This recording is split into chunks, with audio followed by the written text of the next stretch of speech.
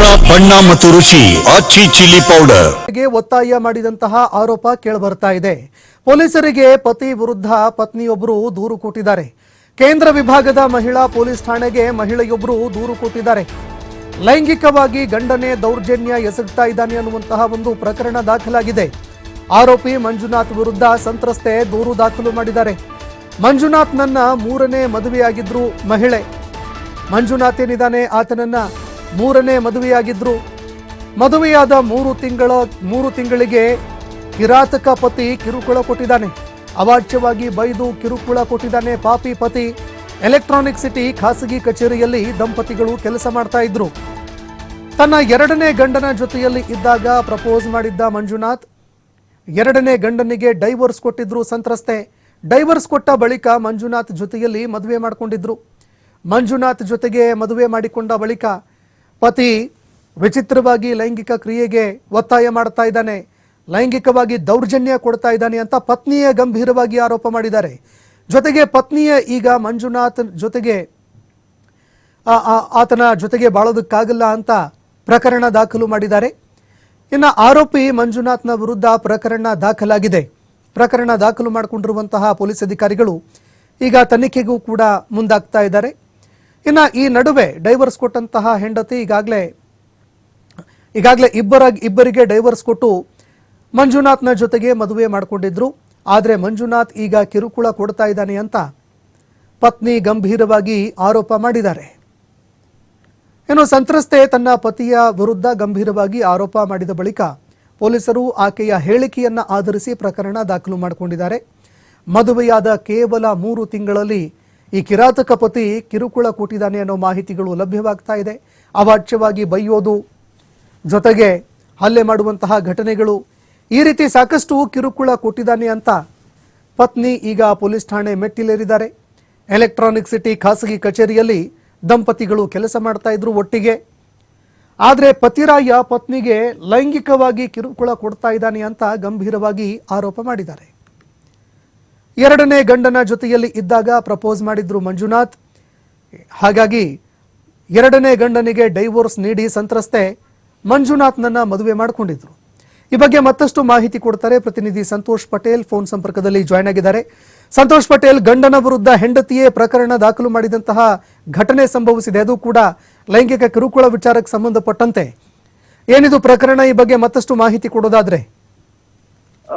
ಸಂತೋಷ್, ಏನು ನಾವು ದೃಶ್ಯಾವಳಿಗಳು ನೋಡೋದು ಗೊತ್ತಾಗುತ್ತೆ. ಆತ ಏನು ತನ್ನ ಪತ್ನಿಗೆ ನೀಡ್ತಿರುವಂತ ಕಿರುಕುಳಕ್ಕೆ ಸಂಬಂಧಪಟ್ಟ ಹಾಗೆ ಮಹಿಳಾ ಪೊಲೀಸ್ ಠಾಣೆಗೆ ದೂರನ್ನು ಕೊಟ್ಟಿರುವಂತದ್ದು. ಆಕೆಯನ್ನ ಏನು ಡಿವೋರ್ಸ್ ಅನ್ನು ನೀಡಿಸಿ ಮದುವೆ ಆಗಿದ್ದ ಅಂತೇಳಿ ಆಕೆ ಆರೋಪವನ್ನು ಮಾಡ್ತಾ ಇರುವಂತದ್ದು. ಆತನಿಗೆ ಪ್ರತಿನಿತ್ಯ ಮನೆಯಲ್ಲಿ ಆತ ವಿಕೃತವಾಗಿ ನಡ್ಕೊಳ್ತಾ ಇದ್ದ, ಅಸಹಜ ಲೈಂಗಿಕ ಒತ್ತಾಯವನ್ನ ಮಾಡ್ತಾ ಇದ್ದ, ಸಾಕಷ್ಟು ಕಿರುಕುಳವನ್ನು ನೋಡ್ತಿದ್ದೆ, ವಿಡಿಯೋಗಳನ್ನ ನೋಡುವಂಥದ್ದು, ಪೋರ್ನ್ ವಿಡಿಯೋಸ್ಗಳನ್ನ ನೋಡಿ ಆ ರೀತಿಯಾಗಿ ಅವನ ಜೊತೆ ಸೆಕ್ಸ್ಗೆ ಇವರು ಸಹಕರಿಸಬೇಕು ಅಂತೇಳಿ ಒತ್ತಾಯವನ್ನ ಮಾಡ್ತಾ ಇದ್ದ. ಅದ್ರ ಜೊತೆಗೆ ಮನೆಯಲ್ಲೂ ಕೂಡ ಯಾರು ಇರ್ಲಿ ಬಿಡ್ಲಿ, ಅವರ ಅತ್ತೆ ಮಾವ ಇರ್ಲಿ, ಹಿರಿಯವರು ಯಾರೇ ಮನೆಗೆ ಬಂದಿದ್ರು ಕೂಡ ಈತ ಏನು ನೇಕೆಡ್ ಆಗಿ ಓಡಾಡುವಂಥದ್ದು, ಇಲ್ಲ ಕೇವಲ ಒಂದು ಜಗ್ಗೆನ ಹಾಕೊಂಡು ಓಡಾಡುವಂತ ಕೆಲಸಗಳನ್ನು ಕೂಡ ಆತ ಮಾಡ್ತಾ ಇದ್ದ ಅಂತೇಳಿ ಆಕೆ ಆರೋಪವನ್ನು ಮಾಡ್ತಾ ಇರುವಂತದ್ದು. ಇದರಿಂದ ಆಕೆ ಎಷ್ಟೇ ಬಾರಿ ಹೇಳಿದ್ರು ಕೂಡ ಆತ ಅದನ್ನ ತಿದ್ದುಕೊಂಡಿಲ್ಲ, ಪರಿವರ್ತನೆ ಆಗಿಲ್ಲ. ಇದರಿಂದ ಸಾಕಷ್ಟು ಅವಮಾನಗಳಾಗ್ತಾ ಇತ್ತು, ಕಿರುಕುಳವನ್ನು ಕೊಡ್ತಾ ಇದ್ದ. ಸೊ ಈ ಕಾರಣಕ್ಕಾಗಿ ಸದ್ಯ ಇದಕ್ಕೆ ಸಂಬಂಧಪಟ್ಟ ಹಾಗೆ ದೂರನ್ನು ಕೊಡಲಾಗಿದೆ. ಅದಕ್ಕೆ ಸಂಬಂಧಪಟ್ಟ ಸೂಕ್ತವಾದ ಫೋಟೋಸ್ಗಳಿರ್ಬೋದು, ಕೆಲವೊಂದು ಸಾಕ್ಷ್ಯಾಧಾರಗಳನ್ನು ಕೂಡ ಆಕೆ ಅದರಲ್ಲಿ ಕೊಟ್ಟಿರುವಂತದ್ದು. ಸೊ ಅಂದ್ರೆ ಎಷ್ಟು ವಿಕೃತವಾಗಿ ಅವನು ನಡ್ಕೊಳ್ತಾ ಇದ್ದ, ಆ ವಿಕೃತವನ್ನು ತಡ್ಕೊಳಕ್ಕಾಗದಾಕೆ ಅವನಿಂದ ಮುಕ್ತಿಯನ್ನ ಪಡಲಿಕ್ಕೆ ದೂರನ್ನ ಕೊಡಲಾಗಿರುವಂತದ್ದು. ಎಷ್ಟೇ ಬುದ್ಧಿವಾದವನ್ನ ಹೇಳಿದ್ರು ಕೂಡ ಯಾರ ಮಾತನ್ನು ಕೂಡ ಆತ ಕೇಳ್ತಾ ಇರಲಿಲ್ಲ ಅನ್ನೋ ಮಾಹಿತಿ ಇರುವಂತದ್ದು. ಹೀಗಾಗಿ ಈ ಸಂಬಂಧ ಸದ್ಯ ಪ್ರಕರಣವನ್ನು ದಾಖಲು ಮಾಡಿಕೊಳ್ಳಲಾಗಿದೆ.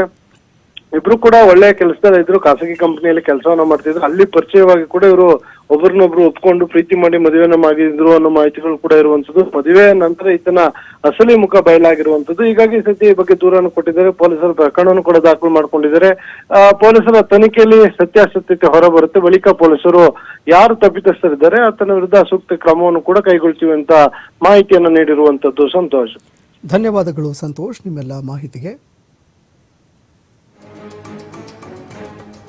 ಇನ್ನು ಈ ಪ್ರಕರಣಕ್ಕೆ ಸಂಬಂಧಪಟ್ಟಂತೆ ಈಗ ಪೊಲೀಸ್ ಅಧಿಕಾರಿಗಳು ಪ್ರಕರಣ ದಾಖಲು ಮಾಡಿಕೊಂಡಿದ್ದಾರೆ. ಅಸಹಜ ಲೈಂಗಿಕ ಕ್ರಿಯೆಗೆ ಒತ್ತಾಯ ಮಾಡಿದಂತಹ ಪ್ರಕರಣ, ಜೊತೆಗೆ ನಿರಂತರವಾಗಿ ಪತ್ನಿಗೆ ಕಿರುಕುಳ ಕೊಟ್ಟಂತಹ ಸೆಕ್ಷನ್ಗಳ ಅಡಿಯಲ್ಲಿ ಈಗ ಪತಿ ಮಂಜುನಾಥ್ ವಿರುದ್ಧ ಪ್ರಕರಣ ದಾಖಲು ಮಾಡಲಾಗಿದೆ. ಪ್ರಕರಣ ದಾಖಲು ಮಾಡಿಕೊಂಡಿರುವಂತಹ ಪೊಲೀಸ್ ಅಧಿಕಾರಿಗಳು ಪತ್ನಿ ಹೇಳಿಕೆ ವಿಚಾರಕ್ಕೆ ಸಂಬಂಧಪಟ್ಟಂತೆ ಈಗ ತನಿಖೆ ಮಾಡೋದಕ್ಕೂ ಕೂಡ ಮುಂದಾಗ್ತಾ ಇದ್ದಾರೆ. ಮಂಜುನಾಥ್ನನ್ನು ಕೂಡ ವಿಚಾರಣೆಗೆ ಒಳಪಡಿಸಲಾಗ್ತಾ ಇದೆ. ಇದರ ಜೊತೆಗೆ ಕೆಲವು ಸಾಕ್ಷ್ಯಗಳನ್ನು ಕೂಡ ಪತ್ನಿ ಈಗ ಒದಗಿಸಿಕೊಟ್ಟಿದ್ದಾರೆ. ದೃಶ್ಯಾವಳಿಯಲ್ಲಿ ನೋಡ್ತಾ ಇದ್ರಿ, ಕೆಲವು ಫೋಟೋಗಳು, ವಿಡಿಯೋಗಳು, ಚಿತ್ರ ವಿಚಿತ್ರವಾಗಿ ವರ್ತನೆ ಮಾಡ್ತಾ ಇರುವಂತಹ ಕೆಲವು ವಿಡಿಯೋಗಳನ್ನು ಕೂಡ ಹೆಂಡತಿ ಈಗ ಪೊಲೀಸ್ ಅಧಿಕಾರಿಗಳಿಗೆ ಕೊಟ್ಟಿದ್ದಾರೆ, ಸಂತ್ರಸ್ತೆಗೆ ಕೊಟ್ಟಿದ್ದಾರೆ. ಇನ್ನು ಸಂತ್ರಸ್ತೆ ಕೂಡಲೇ ಈತನ ವಿರುದ್ಧ ಕಾನೂನು ಕ್ರಮ ಕೈಗೊಳ್ಳಬೇಕು, ನನಗೆ ನ್ಯಾಯ ಕೊಡಿಸಬೇಕು ಅಂತ ತನ್ನ ಪತಿಯ ವಿರುದ್ಧವೇ ಪತ್ನಿ ಪ್ರಕರಣ ದಾಖಲು ಮಾಡಿದ್ದಾರೆ.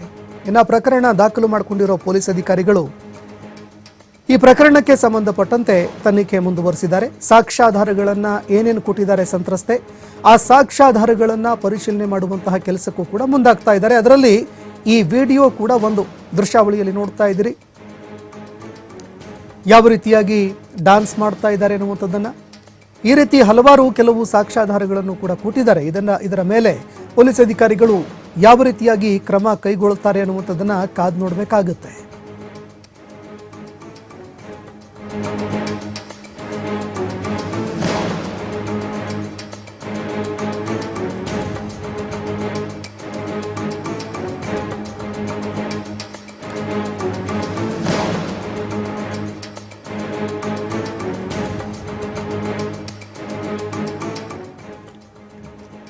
ಇನ್ನು ಸಂತ್ರಸ್ತೆ ತನ್ನ ಎರಡನೇ ಪತಿಗೆ ಡೈವರ್ಸ್ ಕೊಟ್ಟಿದ್ರು.